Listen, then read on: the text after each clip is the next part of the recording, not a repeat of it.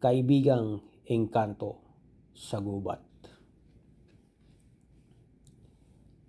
Sa malayong baryo ng tulay na patpat, may isang kagubatan na hindi pa napapasok ng mga tao. Ito ay ang gubat ng Diwata. Isang lugar na puno ng misteryo at mga kwentong nakakikilabot.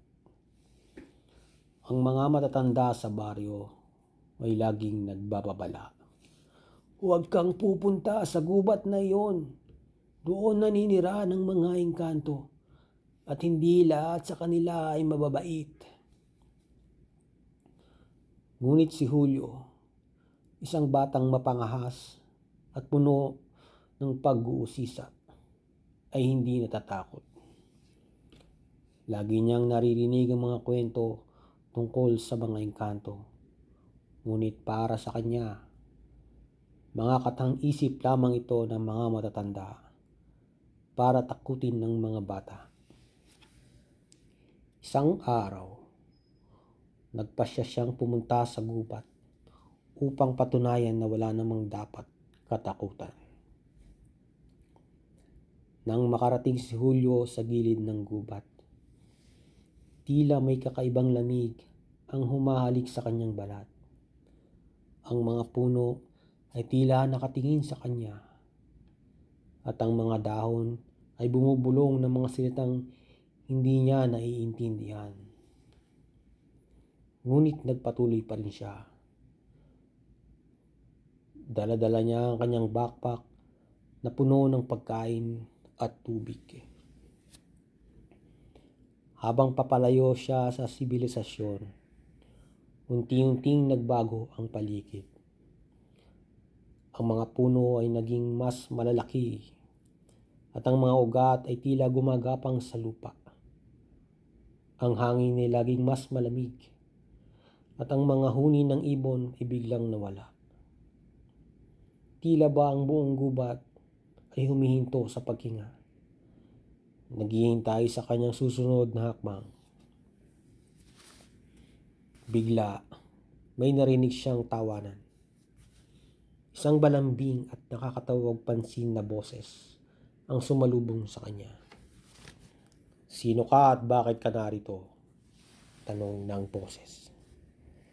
Napalingon si Julio at nakita niya ang isang magandang babae na nakasuot ng puting damit. Ang kanyang mga mata ay kumikinang at ang kanyang balat ay tila nagliliwanag sa dilim ng gubat. Siya ay isang engkanto.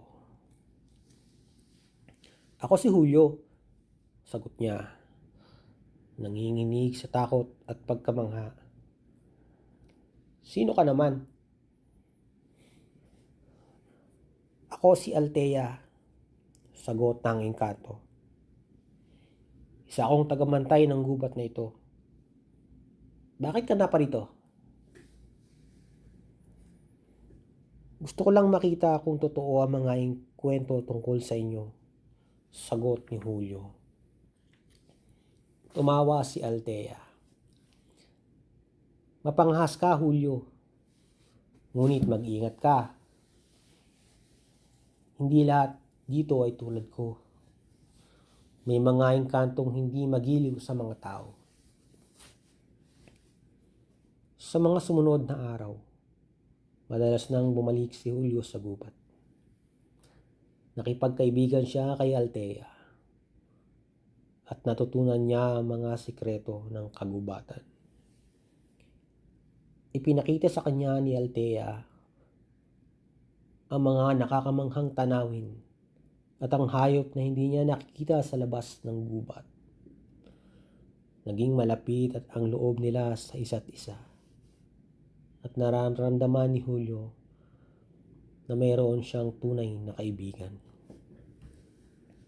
Ngunit isang gabi, habang naglalakad sila sa gubat, may narinig silang mga yabag. Biglang lumitaw ang isang grupo ng mga engkanto na may masasamang mukha. Ang kanilang mga mata ay nagliliyab at ang kanilang mga ngipin ay tila pangit na hayop.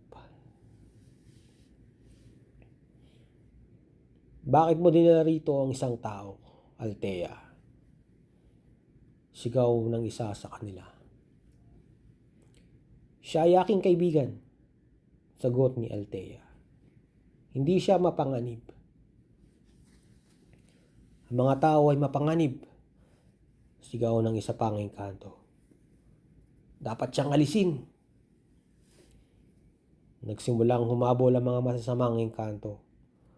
Tumakbo sina Julio at Althea ng todo ang bilis. Ang mga puno ay tila sumasabutay sa kanila at ang mga sanga ay sumasabit sa kanilang mga paa. Naramdaman ni Julio na unti-unting nawawala ang kanyang lakas. Ngunit hindi siya sumuko. Dumating sila sa isang tulay na gawa sa patpat. Ito ang tulay na patpat, ang pinagmulan ng mga pangalan ng kanilang baryo. Tumawid ka, Julio, sigaw ni Althea. Huwag kang lilingon. Tumawid si Julio, ngunit sa gitna ng tulay, narinig niya ang mga hikbi ni Althea. Lumingon siya at nakita niyang hinihila si Althea ng mga masasamang engkanto. Althea! Sigaw niya. Tumakbo ka, Julio! Huwag mo akong hintayin! Sigaw ni Althea.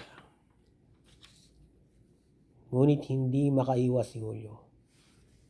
Bumalik siya at sinubukan iligtas si Althea. Ngunit bigla siyang tinulak ng mga engkanto. Nahulog siya sa isang ilog sa ilalim ng tulay at nawalan ng malay. Nang magising si Julio, nasa bahay na siya ng kanyang lola. Ano ang nangyari? Tanong niya. Natagpuan ka namin sa ilog, malapit sa tulay na patpat, sagot ng kanyang lola. Sino ang kausap mo doon? Si Althea, isang engkanto, sagot ni Julio. Tumango ang kanyang lola. Alam ko si Althea. Siya ang engkantong nagbabantay sa gubat. Ngunit hindi ka na dapat bumalik doon, Julio. Delikado. Ngunit hindi makalimutan ni Julio si Althea. Araw-araw, binibisita niya ang tulay na patpat. Naghihintay na makita muli ang kanyang kaibigan. Ngunit hindi na ito nangyari. Isang gabi, habang nag-iisa siya sa tulay, narinig niya ang boses ni Althea. Salamat sa pagkikipagkaibigan, Julio. Ngunit hindi na tayo dapat magkita. Ingatan mo ang iyong sarili. At mula noon, hindi na muling nagkita ni Julio si Althea. Ngunit sa tuwing dumadaan siya sa tulay na patpat, nararamdaman niya ang presensya ng kanyang kaibigang engkanto. Nagbabantay sa kanya mula sa kanibilang mundo.